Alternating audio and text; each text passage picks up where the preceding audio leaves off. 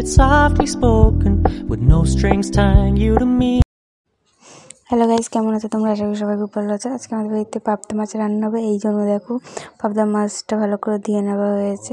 এটার মধ্যে নুন হলুদ সব দিয়ে মাখিয়ে নেওয়া হলো। এবার দেখো কড়াই বসিয়ে দেওয়া হয়েছে। এটার মধ্যে সর্ষের তেল দিয়ে ভালো করে তেলটা গরম করে কেউ যদি সাদা তেল ইউজ করতে চাও সাদা তেল ইউজ করতে পারো। এবার মাছগুলো সব ভেজে নেব। তেল গরম হয়েছে, মাছগুলো দিয়ে দিলাম। এবারে মাছ, এটাই লাস্ট মাছ। এবার মাছটা ভেজে নেওয়া কমপ্লিট। এবার মাছটা তুলে নেওয়া হলো। মাছটা তুলে নেওয়া হলো। সব মাছ কমপ্লিট ভাজা। ওই মাছ ভাজা তেলের মধ্যেই আলুটা দিয়ে দেবো। দেখো এখানে কি সুন্দর মাছের আলু কাটা, সরু সরু করে কাটা হয়েছে। এবার মাছের আলুগুলো সব দিয়ে দেবো। দেখো মাছের আলুটা দিয়ে দেওয়া হলো। এবার সামান্য পরিমাণ নুন দিতে হবে, নেড়ে নিয়ে সামান্য পরিমাণ নুন, তারপর সামান্য পরিমাণ হলুদ দিয়ে দিলাম। দেখো এবার ভালো করে নেড়ে নিতে হবে। ভালো করে নেড়ে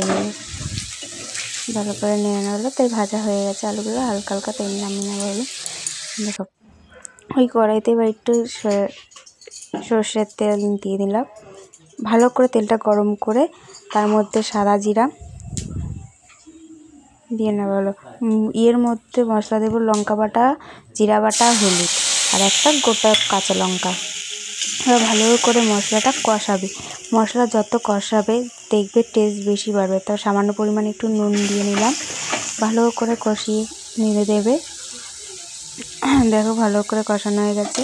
এর মধ্যেই আলুটা দিয়ে দেবে, যে আলুটা ভেজে রেখেছিল আর কি, ওই আলুটাই। তো সামান্য পরিমাণ হলুদ, যে যেরকম আর কি ঝোল খাওয়া সে পরিমাণের জল দেবে। দেখুন দিয়ে দেওয়া হলো জল। এবার ঝোল ফুটে গেছে, দেখতে পাচ্ছ তোমরা ঝোলটা ফুটছে। এবার মাছগুলো দিয়ে দেবো, মাছ ভাজা দিয়ে দেওয়া কমপ্লিট। দেখো মাছ ভাজাগুলো দিয়ে দেওয়া হয়েছে, আর কয়েকটা বাকি আছে, আর বাকি নেই, এবার দিয়ে দেওয়া।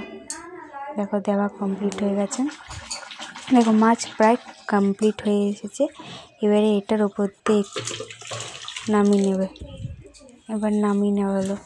যদি ভালো লেগে থাকে তো like, comment, share and subscribe করে দিও সবাই, আর জানিও কেমন হয়েছে।